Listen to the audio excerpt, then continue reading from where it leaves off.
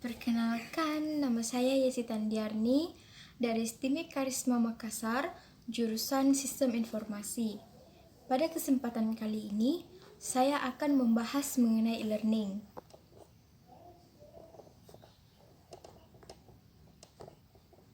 Apa itu e-learning? Pasti teman-teman di sini sudah mengetahui apa yang dimaksud dengan e-learning. Namun, saya di sini akan membahas lebih lanjut lagi mengenai e-learning. E-learning atau electronic learning, yang dalam bahasa Indonesia elektronik artinya elektronik, sedangkan learning artinya belajar.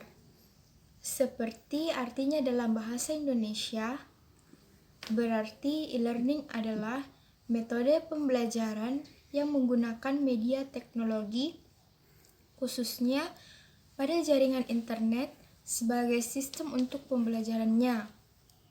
E-learning ini muncul karena perkembangan zaman akan teknologi yang semakin canggih, yang membuat pendidikan ikut masuk ke dalamnya agar pembelajaran lebih mudah dengan jarak yang jauh dan bisa diakses di mana saja dan kapanpun yang kita inginkan.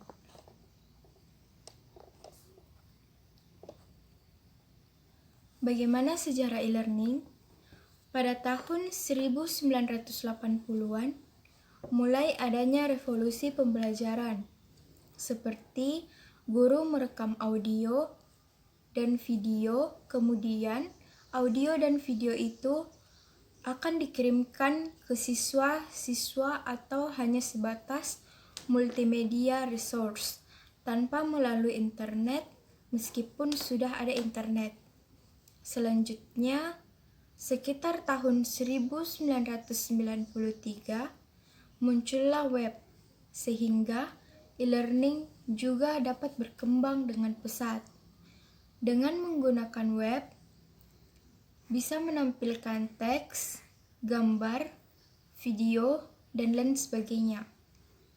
Pada tahun ini, masih berada di fase kedua, yaitu in support of face-to-face teaching, karena hanya untuk melengkapi dalam proses pembelajaran seperti dalam materi ajar ada video atau e-book, dan lain sebagainya.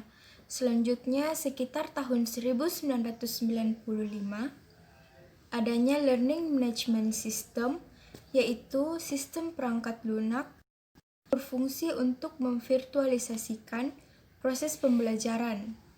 Selanjutnya, sekitar tahun 1998, muncul mobile device atau perangkat mobile. Kemudian, terus berkembang, muncullah game education yang merupakan perkembangan komputer dan internet sebagai aplikasi e-learning berbasis web. Perkembangan learning management system menuju aplikasi e-learning berbasis web berkembang secara total. Baik sekitar awal tahun 2000-an, muncullah Open Education Resource, yaitu layanan yang menyiapkan kurikulum untuk pembelajaran elektronik yang bisa dibuka kapan saja dan di mana saja yang kita inginkan. Kemudian muncullah media sosial sehingga bisa men-sharing bahan ajar. Kemudian sekitar tahun 2007-an ada e-books dan smart device seperti Kindle. Kemudian ada yang disebut Massive Open Online Course atau Distance Learning, yaitu pembelajaran jarak jauh yang sama sekali tidak bertatap muka atau semua bahan ajarnya kita belajar sendiri, yang bisa dilakukan kapan saja dan di mana saja. Seperti lembaga yang bisa diakui atau seperti tambahan kelas dengan materi yang diinginkan. Contoh dari Massive Open Online Course yaitu seperti Coursera, Network, dan lain sebagainya. Kemudian muncul lagi yang disebut dengan learning analytics, yaitu merupakan tools yang berkembang untuk sistem pembelajaran, seperti soal pilihan ganda. Dari tools ini bisa ditentukan apakah jawaban yang kita jawab itu sudah benar atau salah.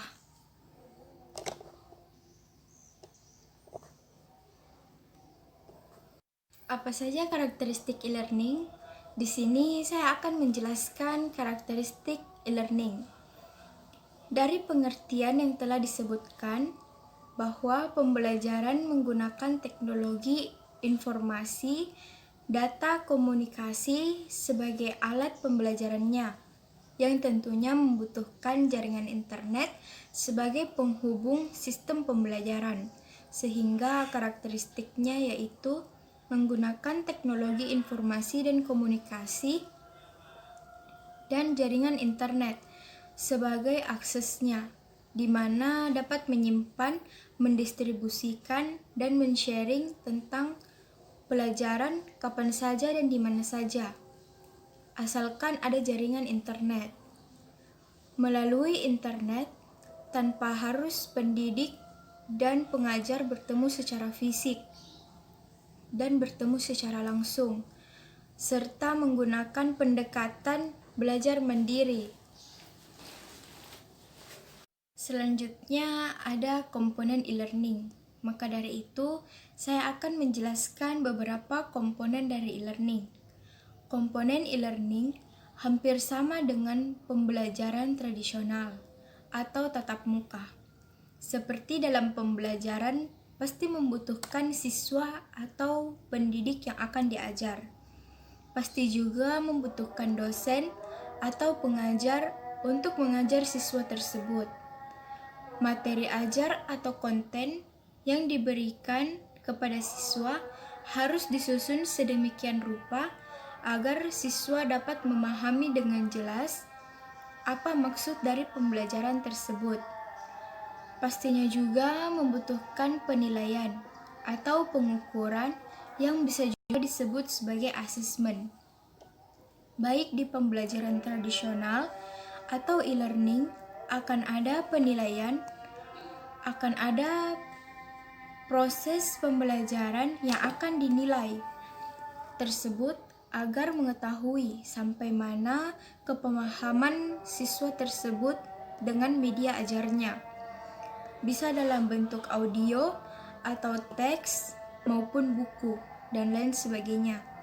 Yang membedakan komponen e-learning dengan pembelajaran tradisional yaitu menggunakan teknologi canggih yang sekarang ini ada dalam strategi dan konten, seperti dalam media ajarnya disampaikan melalui media elektronik, serta disertai dengan asesmen atau penilaian, dan lain sebagainya. Tanpa teknologi itu, sama saja dengan pembelajaran seperti biasanya atau pembelajaran tradisional.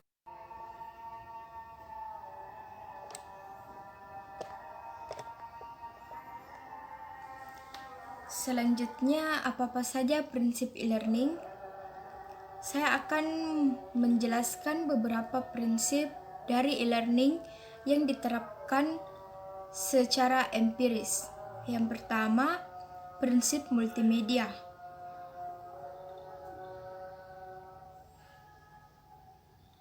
Yang pertama, prinsip multimedia. Pembelajaran yang lebih mudah dalam diamati ketika kata-kata dan grafik yang relevan disajikan sama daripada ketika kata-kata disajikan sendiri. Yang kedua, prinsip modalitas, yaitu pembelajaran yang lebih dalam terjadi ketika grafik dijelaskan oleh narasi, audio, pada teks pada layar.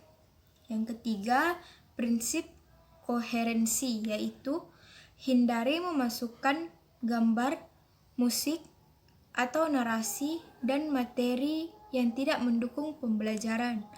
Ini membantu memfokuskan pelajar pada materi yang mereka perlu pelajari. Yang keempat, pendekatan. Prinsip yang satu ini menyatukan informasi yang terkait pembelajaran yang lebih dalam. Ketika terjadi teks yang relevan, misalnya label, yang ditempatkan dekat dengan gambar.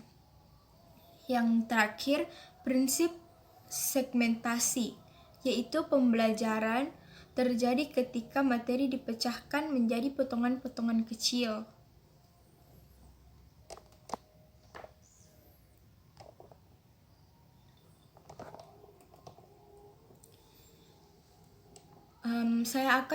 Selanjutnya, saya akan menjelaskan mengenai manfaat dari e-learning. Ada beberapa manfaat dari e-learning, yaitu fleksibilitas. E-learning ini lebih fleksibel karena si pengajar dan pendidik bisa memilih waktu dan tempat untuk memberi atau mengakses mata pelajaran.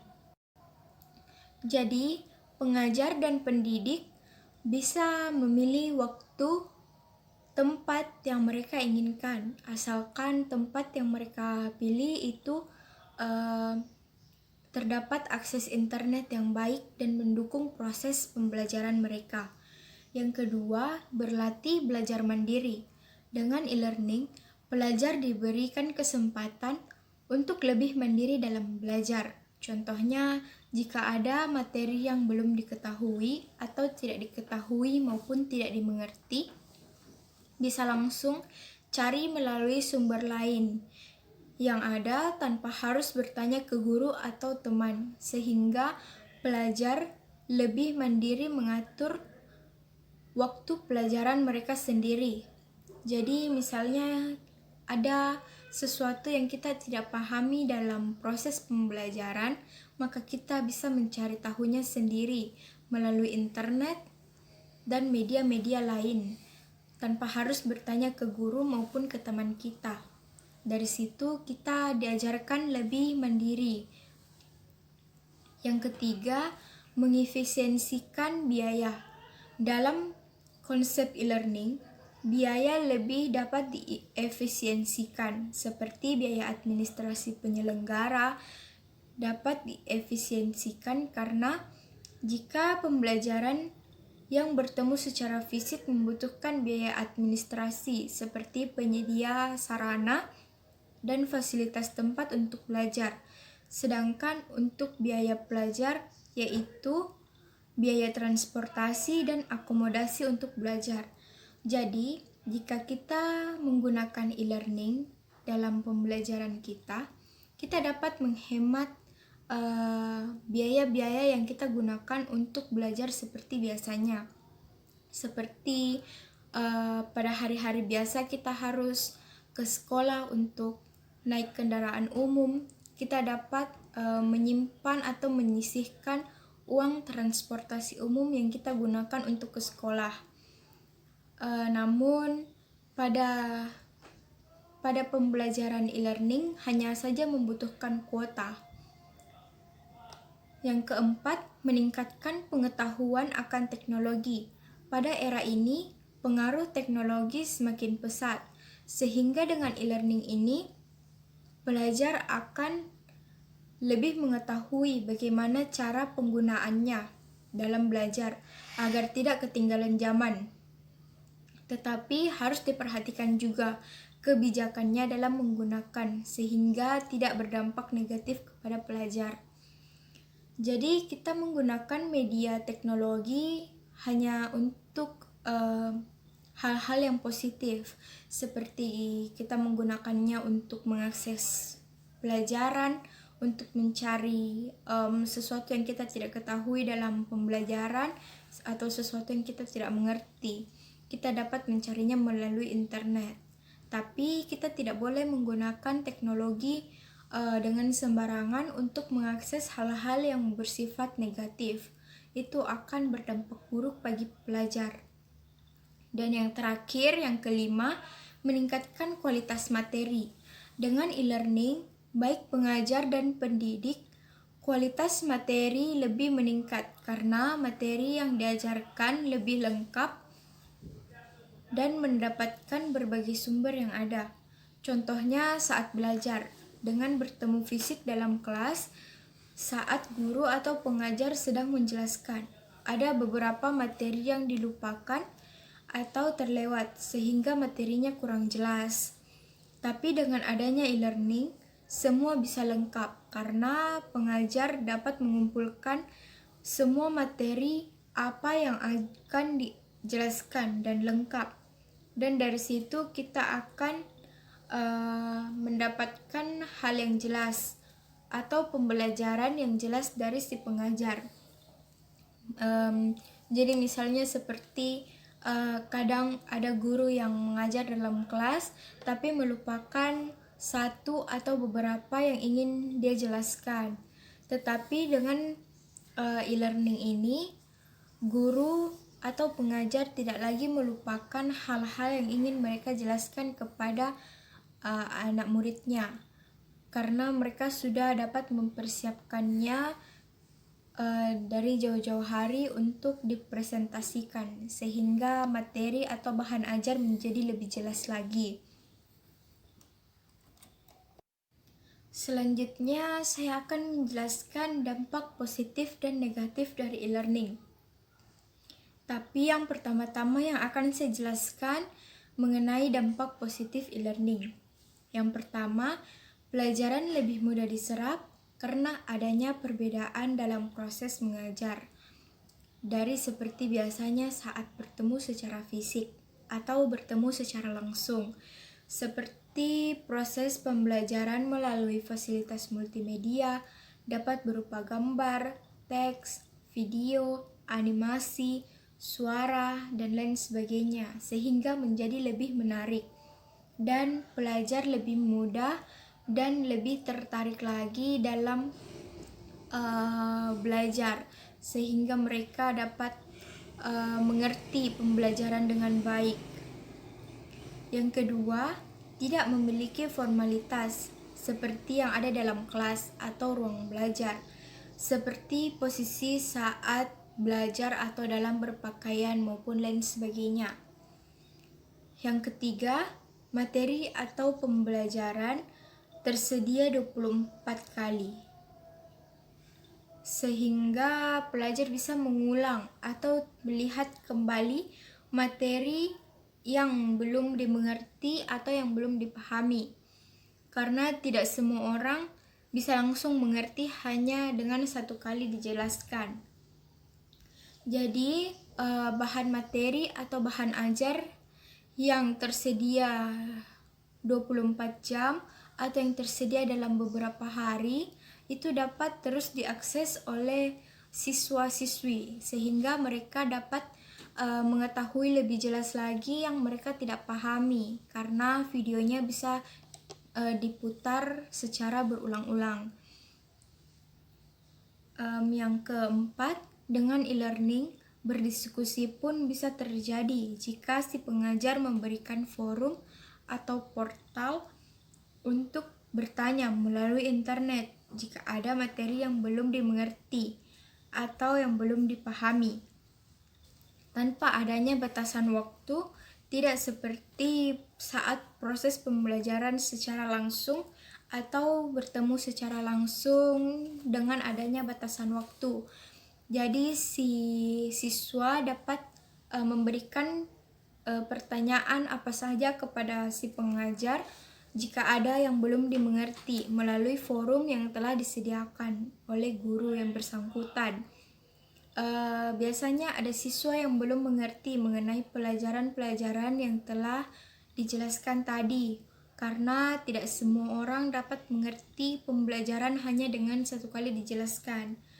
Masing-masing siswa memiliki daya tangkap yang berbeda, sehingga dengan e-learning ini dapat mempermudah siswa untuk bertanya kepada guru tanpa adanya batasan waktu, tidak seperti di sekolah yang mempunyai jam waktu. Terus yang kedua, saya akan menjelaskan mengenai dampak negatif dari e-learning. Dampak negatif dari e-learning yaitu seperti dalam pengertian e-learning, fasilitas internet dan teknologi sebagai alat utama untuk melakukan sistem pembelajaran. Seperti yang kita ketahui, tidak semua memiliki ketersediaan akan aktivitas teknologi informasi dan komunikasi sehingga beberapa pelajar kesulitan dalam hal tersebut, dan tidak semua juga orang mengerti akan jaringan internet. Dalam hal ini yang kita bisa ketahui, tidak semua orang memiliki fasilitas teknologi. Beberapa orang mempunyai keterbatasan dalam hal mungkin mereka kesusahan dalam membeli kuota internet atau jaringan yang sedang bermasalah dan lain sebagainya. Yang kedua, interaksi pelajar dan pengajar semakin berkurang karena tidak seperti di kelas saat guru memberikan pertanyaan atau memberikan soal dan disuruh mengerjakannya. Dengan e-learning semua menjadi online sehingga hilangnya formalitas dalam kelas, apalagi hanya memberikan akses materi kepada pelajar. Kadang ada pelajar yang mementingkan dirinya sendiri tanpa memikirkan pelajarannya. Jadi biasanya ada siswa yang hanya mendengarkan video yang diberikan oleh gurunya tapi tidak disimak dengan baik dan jelas, atau hanya ada siswa yang diberikan video tapi dia tidak menontonnya atau mengabaikan video tersebut. Padahal di dalam video tersebut terdapat materi-materi penting yang dijelaskan oleh guru kepada siswa. Yang ketiga, dengan e-learning, pelajar diberi kemandirian akan belajar karena semuanya serba online. Tetapi jika ada pelajar yang tidak memiliki motivasi tinggi akan belajar, maka pelajar tersebut akan cenderung mengalami kegagalan. Nah, seperti yang saya jelaskan tadi, jika ada siswa yang malas untuk belajar atau malas untuk memutar video yang diberikan oleh guru, padahal di dalam video itu terdapat materi-materi penting, maka siswa tersebut tidak akan mengetahui materi apa yang diberikan oleh guru kemarin. Yang keempat dan yang terakhir, pelajar akan merasa terisolasi atau bosan karena semuanya serba online dan terjadi secara terus-menerus, sehingga kurangnya interaksi antar sesama. Hal ini tidak seperti yang terjadi jika kita bertemu secara langsung di sekolah dengan teman-teman kita. Hal ini terjadi secara online sehingga kita tidak dapat berkomunikasi dengan teman-teman secara langsung, sehingga dapat menyebabkan bosan dan akan merasa terisolasi secara terus-menerus.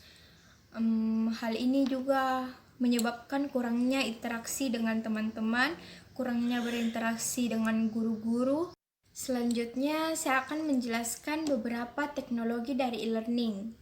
Yang pertama ada Learning Management System, yaitu sistem perangkat lunak yang akan memvirtualisasi proses pembelajaran seperti report atau laporan terkait pembelajaran, dokumentasi, database atau menampung seluruh data pembelajaran, forum diskusi, serta tes untuk mengukur kepahaman pelajar akan materi yang telah disampaikan. Contoh dari Learning Management System yaitu Moodle, Blackboard, dan Google Aplikasi for Education seperti Google Classroom, Google Meet, dan lain sebagainya. Yang kedua ada multimedia, yaitu fasilitas multimedia seperti video, audio streaming, dan lain sebagainya. Contoh dari multimedia yaitu YouTube dan lain sebagainya. Yang ketiga ada video conference, yaitu saling bertatap muka melalui media elektronik seperti Google Meet, Zoom, dan lain sebagainya. Yang selanjutnya ada educational blogs, yaitu blog yang bisa dipertanggungjawabkan sumbernya, seperti blog dari institusi, sehingga tidak sembarangan blog dapat ditulis.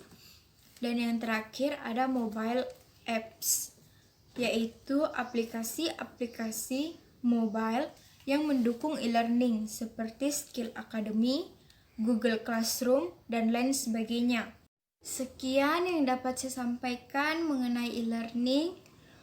Semoga dapat bermanfaat bagi teman-teman, dan bila ada kesalahan dalam pengucapan kata, saya mohon maaf. Dan terima kasih telah menonton video saya sampai selesai. Sekian dari saya. Terima kasih. Dadah.